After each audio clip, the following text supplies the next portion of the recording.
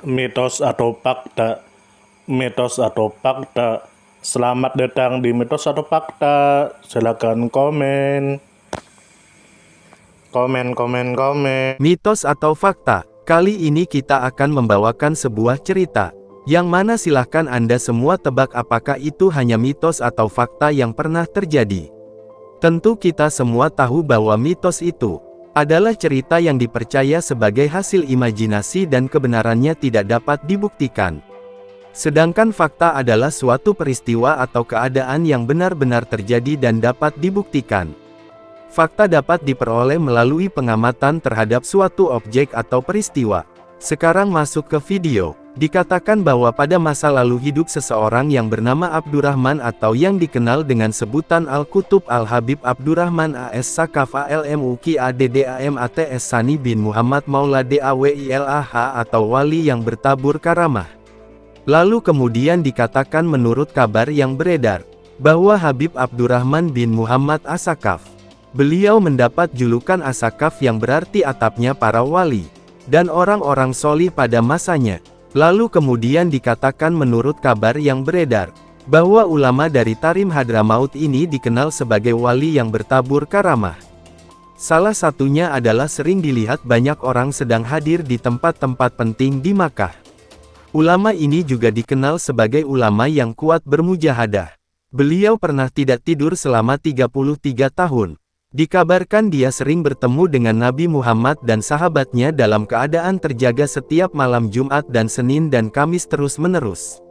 Lalu kemudian dikatakan menurut kabar yang beredar, bahwa Habib Abdurrahman As-Sakaf adalah seorang ulama besar, wali yang agung, imam panutan dan guru besar bagi para aulia al-arifin. Ia dilahirkan di kota Tarim Hadramaut pada tahun 739 Hijriyah. Ibunya bernama Aisyah binti Abi Bakar Ibnu Ahmad Al-Faqih Al-Muqaddam. Lalu kemudian dikatakan menurut kabar yang beredar, bahwa pada suatu hari, salah seorang santri yang bernama Muhammad bin Hasan Jamalulail saat di masjid merasa sangat lapar sekali. Waktu itu, sang santri malu untuk mengatakan tentang keadaan perutnya yang makin keroncongan. Rupanya sang guru itu tahu akan keadaan santrinya. Ia kemudian memanggil sang santri untuk naik ke atas loteng masjid. Anehnya di hadapan beliau sudah terhidang makanan yang lezat. Dari manakah mendapatkan makanan itu, tanya Muhammad bin Hasan Jamalulail. Hidangan ini kudapati dari seorang wanita, jawabnya dengan enteng. Padahal, sepengetahuan sang santri tidak seorang pun yang masuk dalam masjid. Bila malam telah tiba, orang yang melihatnya seperti habis melakukan perjalanan panjang di malam hari. Dikarenakan panjangnya salat malam yang beliau lakukan bersama sahabatnya Fadl, pernah melakukan ibadah di dekat makam Nabi Yalahud berbulan-bulan. Dia dan sahabatnya itu terjalin persahabatan yang erat. Mereka berdua bersama-sama belajar dan saling membahas ilmu-ilmu yang bermanfaat. Lalu kemudian dikatakan menurut kabar yang beredar, bahwa banyak auliyaillah dan para solihin mengagungkan Habib Abdurrahman As-Sakaf. Ia tidaklah memutuskan suatu perkara terhadap seseorang, kecuali setelah mendengar isyarat dari Yang Maha Benar untuk melakukan sesuatu. Berkata As-Sayyid Al-Jalil Muhammad bin Abu Bakar bin Ahmad Ba'alawi, ketika Habib Abdurrahman telah memutuskan suatu perkara bagiku, maka hilanglah seketika dariku rasa cinta dunia dan sifat-sifat yang tercela, berganti dengan sifat-sifat yang terpuji. Lalu kemudian dikatakan menurut kabar yang beredar, bahwa ia juga suka mengasingkan diri untuk beribadah di lorong Bukit Anwair dan juga sekaligus berziarah ke makam Nabi Hud. Seorang muridnya yang lain bernama Syekh Abdurrahim bin Ali Khatib menyatakan, pada suatu waktu sepulangnya kami dari berziarah ke makam Nabi Hud bersama Habib Abdurrahman, beliau berkata, kami tidak akan salat maghrib kecuali di Fartir Rabi. Kami sangat heran sekali dengan ucapan beliau. Padahal waktu itu matahari hampir saja terbenam sedangkan jarak yang harus kami tempuh sangat jauh. Beliau tetap saja menyuruh kami berjalan sambil berzikir kepada Allah. Tepat waktu kami tiba di Fartir Rabi, matahari mulai terbenam, sehingga kami yakin bahwa dengan karamahnya sampai matahari tertahan untuk condong sebelum beliau sampai di tempat yang ditujunya. Lalu kemudian dikatakan menurut kabar yang beredar, Bahwa diriwayatkan pula pada suatu hari beliau sedang duduk di depan murid-murid beliau. Tiba-tiba beliau melihat petir. Beliau berkata pada mereka, "Bubarlah kamu, sebentar lagi akan terjadi banjir di lembah ini." Apa yang diucapkan oleh beliau itu terjadi seperti yang dikatakan. Suatu waktu Habib Abdurrahman As-Sakaf mengunjungi salah seorang istrinya yang berada di suatu desa. Mengatakan pada istrinya yang sedang hamil, "Engkau akan melahirkan seorang anak lelaki pada hari demikian dan akan mati tepat pada hari demikian dan demikian. Kelak bungkuskan mayatnya dengan kafan ini." Habib Abdurrahman bin Muhammad As-Sakaf kemudian memberikan sepotong kain.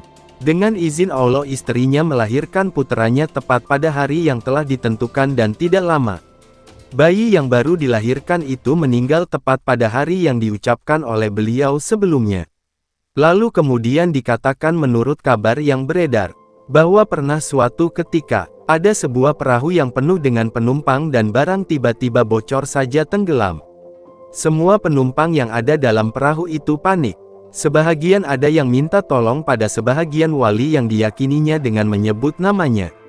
Sebahagian yang lain ada yang beristighotsah dengan menyebut nama Habib Abdurrahman As-Sakaf. Orang yang menyebutkan nama Habib Abdurrahman As-Sakaf itu bermimpi melihat beliau sedang menutupi lubang perahu yang hampir tenggelam itu dengan kakinya. Hingga selamat. Cerita itu didengar oleh orang yang kebetulan tidak percaya pada Habib Abdurrahman As-Sakaf. Selang beberapa waktu setelah kejadian di atas, orang yang tidak percaya dengan Habib Abdurrahman itu tersesat dalam suatu perjalanannya selama 3 hari.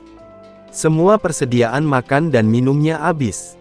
Hampir ia putus asa. Untunglah ia masih ingat pada cerita istighosah dengan menyebut Habib Abdurrahman As-Sakaf yang pernah didengarnya beberapa waktu yang lalu. Kemudian ia beristighotsah dengan menyebutkan nama beliau. Dan ia bernazar jika memang diselamatkan oleh Allah dalam perjalanan ini ia akan patuh dengan Habib Abdurrahman As-Sakaf. Belum selesai menyebut nama beliau tiba-tiba datanglah seorang lelaki yang memberinya buah kurma dan air. Kemudian ia ditunjukkan jalan keluar sampai terhindar dari bahaya. Lalu kemudian dikatakan menurut kabar yang beredar, bahwa karamah yang lain dari Habib Abdurrahman As-Sakaf juga dibuktikan oleh salah seorang pelayan rumahnya. Salah seorang pelayan itu suatu ketika di tengah perjalanan dihadang oleh perampok. Kendaraannya dan perbekalannya kemudian dirampas oleh seorang dari keluarga Al-Katsiri. Pelayan yang merasa takut itu segera beristighotsah menyebut nama Habib Abdurrahman untuk minta tolong dengan suara keras. Ketika orang yang merampas kendaraan dan perbekalan sang pelayan tersebut akan menjamah kendaraan dan barang perbekalannya, tiba-tiba tangannya kaku tidak dapat digerakkan sedikit pun. Melihat keadaan yang kritikal itu si perampas berkata pada pelayan yang dirampas kendaraan dan perbekalannya, "Aku berjanji akan mengembalikan barangmu ini jika kamu beristighotsah sekali lagi kepada syekhmu yang kamu sebutkan namanya tadi," kata sang perampok. Si pelayan segera beristighotsah mohon agar tangan orang itu sembuh seperti semula. Dengan izin Allah tangan si perampas itu segera sembuh dan barangnya yang dirampas segera dikembalikan kepada si pelayan. Waktu pelayan itu bertemu dengan Habib Abdurrahman As-Sakaf, beliau berkata, "Jika beristighotsah tidak perlu bersuara keras, karena kami juga mendengar suara perlahan." Lalu kemudian dikatakan menurut kabar yang beredar, bahwa julukan As-Sakaf yang berarti atapnya para wali dan orang-orang solih pada masanya, itu menandakan akan ketinggian ilmu dan makam yang tinggi, bahkan melampaui ulama-ulama besar di zamannya. Dia juga mendapat julukan Syekh Wadi Al-Ahkaf dan Al-Muqaddam Atsani Lis Sadati Balwi. Sejak itu, gelar As-Sakaf diberikan pada beliau dan seluruh keturunannya. Sejak kecil ia telah mendalami berbagai macam ilmu dan menyelami berbagai macam pengetahuan, baik yang berorientasi akal ataupun referensi agama. Lalu kemudian dikatakan bahwa ia menghafal Al-Quran dari Syekh Ahmad bin Muhammad Al-Khatib, sekaligus mempelajari ilmu tajwid dan qiraat. Ia juga berguru kepada 1. Syekh Muhammad Ibnu Said Basyakil, 2. Syekh Muhammad Ibnu Abi Bakar Baibat, 3. Syekh Muhammad Ibnu Said Kaban, 4. Syekh Ali Ibnu Salim Arahilah, 5. Syekh Abu Bakar Ibnu Isa Bayazid, 6. Syekh Umar ibnu Said ibnu Kaban. 7. Syekh Imam Abdullah ibnu Thohir Adwani. Lalu kemudian dikatakan menurut kabar yang beredar, bahwa Habib Abdurrahman As-Sakaf selalu membaca Al-Quran setiap siang dan malamnya dengan 8 kali khataman. 4 di waktu malam dan 4 di waktu siang. Yang di waktu siang beliau membacanya 2 kali khatam dari antara setelah subuh sampai duhur. 1 kali khatam dari antara duhur sampai asyar dan itu dibacanya dalam 2 rakaat salat. Dan 1 kali khataman lagi setelah salat asyar. Setiap kali menanam pohon kurma, beliau membacakan surat Yasin untuk setiap pohonnya. Setelah itu dibacakan lagi 1 khataman Al-Quran untuk setiap pohonnya. Setelah itu baru diberikan pohon-pohon kurma itu kepada putra-putrinya. Beliau wafat di kota Tarim pada hari Kamis tanggal 23 Syaban tahun 819 Hijriah. Ketika mereka hendak memalingkan wajah beliau ke kiblat, wajah tersebut berpaling sendiri ke kiblat. Jasad beliau disemayamkan pada pagi hari Jumat di pekuburan Zanbal Tarim. Beliau meninggalkan 13 putra dan 7 putri. Bagaimana menurut Anda semua? Apakah cerita di atas adalah mitos dan cerita sebelum tidur atau memang fakta yang pernah terjadi? Silahkan tulis di kolom komentar.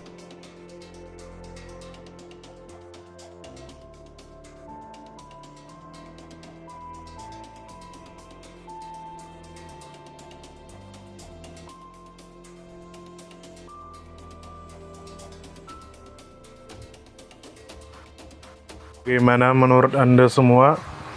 Apakah itu mitos atau fakta? Jika mitos, silakan tulis di kolom komentar. Dan jika fakta, silakan tulis di kolom komentar. Karena kita tahu bahwasanya mitos itu adalah cerita yang dipercaya sebagai hasil imajinasi dan kebenarannya tidak dapat dibuktikan. Sedangkan fakta adalah suatu peristiwa atau keadaan yang benar-benar terjadi dan dapat dibuktikan. Nah, jadi bagaimana menurut Anda semua? Apakah ini mitos atau fakta? Silakan tulis di kolom komentar.